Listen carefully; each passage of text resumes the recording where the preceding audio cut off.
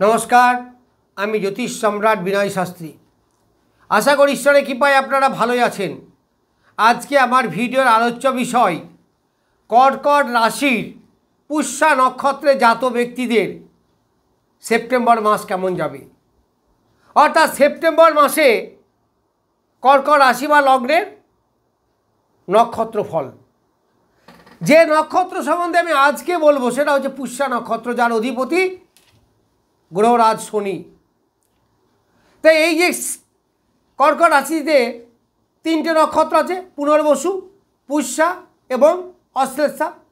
पुनर्वसुर अधिपति देवगुरु बृहस्पति, पुष्यार अधिपति ग्रहराज शनि एवं अश्लेषार अधिपति हच्छे बुध। ताहले এই তিনটে নক্ষত্র, তাহলে যার যে নক্ষত্রে জন্ম হবে তার মাসটা সেমনভাবে যাবে। প্রথম কথা বলি, कर्कट राशिर একটা ফল আমি বলেছি, তার থেকে আরেকটু নিখুঁত বিচার করতে গেলে প্রত্যেকের নক্ষত্র অনুসারে বিচার করতে হবে। তাকে যদি আমি আরও সূক্ষ্ম বিচার করতে চাই, এই সূক্ষ্মতম বিচার জন্য প্রত্যেকটা নক্ষত্রে 4টি পদ বা চরণ আছে। তাহলে সূক্ষ্ম থেকে আরও সূক্ষ্মতর করতে গেলে আমাকে ওই পদ অনুসারে বিচার করতে হবে, যেটা অনেকটা প্রলং হয়ে যাবে ভিডিও বা অত ব্যাখ্যা আপনাদের বুঝতেও পারবেন না। তাই স্বাভাবিকভাবে পুষ্যা নক্ষত্রের জাত ব্যক্তিদের এই সেপ্টেম্বর 2025 কেমন যাবে সেই সম্বন্ধে বলছি। এই নক্ষত্রে কর্কট রাশি বা লগ্নে পুষ্যা নক্ষত্র 8 নক্ষত্র, তাহলে লগ্নেই বসে আছে শুক্র 8 নক্ষত্রে। এই শুক্র যে চতুর্থপতি এবং একাদশপতি আবার বসে আছে লগ্নে। তাহলে অনেক কিছু দেবে এই শুক্র, কারণ জন্ম তারাই যে বসে থাকে, জন্ম তারা সর্বদা শুভ। তাহলে শরীর স্বাস্থ্য মন মানসিকতা প্রথমেই ভালো থাকবে। একাদশপতি বলে আয় বৃদ্ধি পাবে, কারণ একাদশপতি শুক্র। আবার চতুর্থপতি হওয়ায় মাতৃদেবীর কাছ থেকে উপকার, মাতৃদেবীর শরীর স্বাস্থ্য ভালো, তার সঙ্গে অ্যাটাচমেন্ট আরও বৃদ্ধি পাওয়া। যারা মাধ্যমিক হায়ার সেকেন্ডারি এডুকেশনের মধ্যে আছে স্টুডেন্ট, তাদের পক্ষে বেশ ভালো হবে। যারা বাড়ি ঘর করতে চাইছেন তাদের শুরু হবে, বা যারা করছেন তাদের আরও ভালো হবে। এই 8 নক্ষত্র অর্থাৎ সপ্তমপতি অষ্টমপতি শনিদেব আছে এখন নবমে। তাহলে তাদের ব্যবসা বাণিজ্য ভালো চলবে, তাদের শরীর স্বাস্থ্য মোটামুটি ভালো যাবে, ভাগ্যের সাপোর্ট শুদ্ধ পাবেন, কারণ নবমে বসে আছে। আর বেশি বলতে যাওয়া সম্ভব নয়, তাহলে অনেক বড় হয়ে যাবে।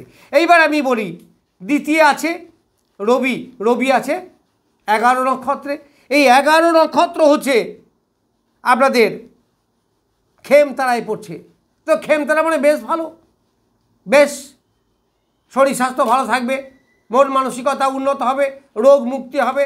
যারা বয়স্ক আছেন তাদের ওষুধ খাওয়া কমবে, বারে বারে ডাক্তার কাছে যাওয়া সেটা একটু কমবে, অর্থাৎ শরীরে একটা স্বস্তি বা শান্তি আপনারা পাবেন। এইবার এই রবি 14 সেপ্টেম্বর যাবে 12 নক্ষত্রে। তো 12 মানে একটু প্রত্যয়ী, তার মানে 14 সেপ্টেম্বরের পরে একটু ডিস্টার্ব কিন্তু আপনাদের হবে। যাই হোক, এরপর বুধ। বুধ আছে এই 6 তারিখ থেকে 11 নক্ষত্রে থাকবে। তাহলে 11 নক্ষত্র মানে ভালো আমি বলেছি, কারণ রবি 11 নক্ষত্রে আছে। তার নক্ষত্র ফল মোরাললেস অনেকটা একই হবে। এই বুধ হচ্ছে দ্বাদশপতি এবং তৃতীয়পতি, ফলে চেষ্টা যোগাযোগ এইগুলো একটু বৃদ্ধি পাবে। এই নক্ষত্র হচ্ছে শুক্রের নক্ষত্র, বা শুক্র বসে আছে লগ্নে। তারপরে আপনার শরীর স্বাস্থ্য মন মানসিকতা আয় উন্নতি এইগুলো বৃদ্ধি পাবে। এইবার আমি যাব মঙ্গল। মঙ্গল আছে এখন 14 নক্ষত্রে। তো এই 14 নক্ষত্র বেশ ভালো নয়, একটু ডিস্টার্ব করবে। তাছাড়া শনি মঙ্গলের যোগ আছে, একটু বড় রকমের অ্যাক্সিডেন্ট ইঙ্গিত করছে। তাহলে 14 সেপ্টেম্বর পর্যন্ত আপনারা একটু সাবধানেই থাকবেন। তারপরে এই 14 সেপ্টেম্বরের পরে মঙ্গল যাবে 23 নক্ষত্রে, সরি 15 নক্ষত্রে। তো 15 নক্ষত্র যখন যাবে তখন বেশ ভালো, তখন আর অ্যাক্সিডেন্টে কোনো ভয় থাকবে না। তাছাড়া সেটা কন্যা রাশিতে থাকছে না, শনি মঙ্গলের যোগও আর থাকছে না, ফলে অ্যাক্সিডেন্ট থেকে আপনারা পুরোপুরি মুক্ত, বাধাও মুক্ত। এরপর থেকে আপনারা অনেকটা উন্নতির জায়গাও পেয়ে যাবেন। এই মঙ্গল 14 সেপ্টেম্বর থেকে 23 সেপ্টেম্বর মোটামুটি একটু সতর্ক থাকবেন। 23 সেপ্টেম্বর পর্যন্ত ম্যাক্সিমাম, তারপরে আর অত ডিস্টার্ব আপনাদের করবে না।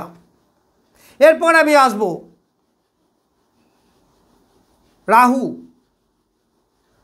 রাহু 25 নক্ষত্র আছে। তো 25 নক্ষত্র মানে যার অধিপতি হচ্ছে দেবগুরু বৃহস্পতি। তাহলে এই বৃহস্পতি নক্ষত্রে দুটি গ্রহ আছে, একটা আছে বৃহস্পতি নিজে পুনর্বসু নক্ষত্রে, আর একটা আছে রাহু। তাহলে এই যে বৃহস্পতি আপনাদের 7 নক্ষত্র, তাও দারুণ ভালো, বেস্ট ফ্রেন্ড। নক্ষত্র ফলের মধ্যে সব থেকে ভালো ফল যেটা দেবে এই বৃহস্পতি এবং রাহু। দেখুন, রাহু যদিও নৈসর্গিকভাবে অশুভ গ্রহ, কিন্তু এত ভালো নক্ষত্রে আছে যে ওর এই খারাপ ফলটা ভালোতে পরিণত হবে। এটা হচ্ছে নক্ষত্রের খেলা। আবার একটা দারুণ শুভ গ্রহ, সে বাজে নক্ষত্র পেয়েছে, আপনার ফল শুভ হবে না। এইখানে গ্রহর সঙ্গে নক্ষত্রের কিন্তু অনেক তফাৎ।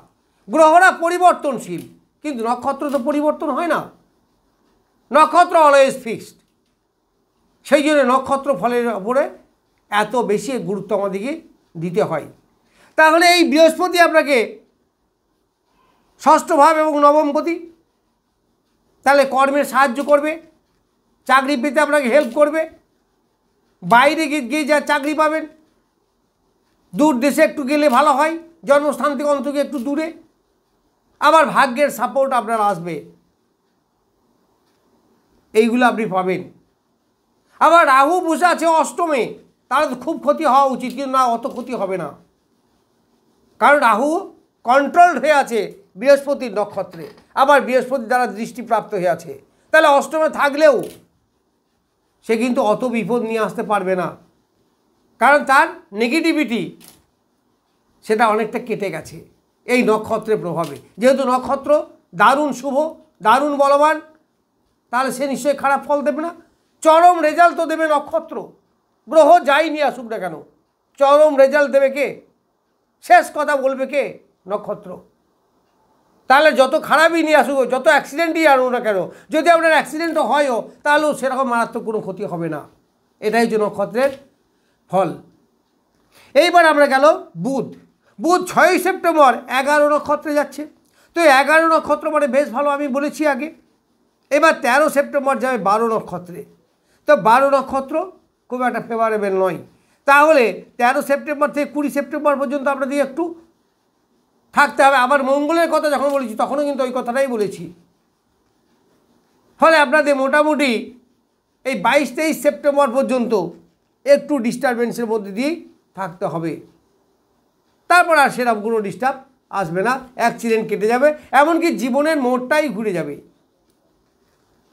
তারপর 20 সেপ্টেম্বর 13 নক্ষত্রে আসবে, তখন আবার এই বুধ একটু ডিস্টার্ব করবে, বিশেষ করে যারা ব্যবসা করেন, যারা স্টুডেন্ট আছেন, তাদের পক্ষে একটু ডিস্টার্ব আসবে।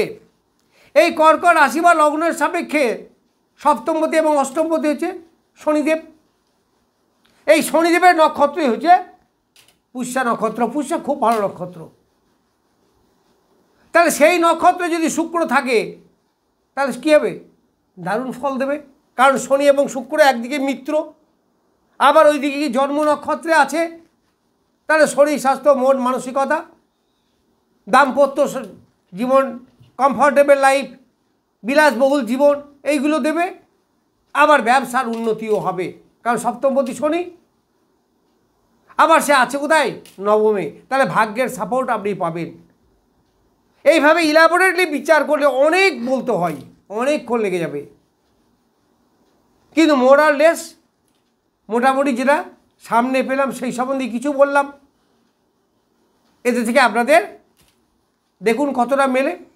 যাই হোক, আমি এই পুষ্যা নক্ষত্রে যাদের জন্ম সেই ব্যক্তিদের সেপ্টেম্বর 2025 কেমন যাবে সেই সম্বন্ধে কিছু বললাম। নমস্কার, আজ এই পর্যন্তই।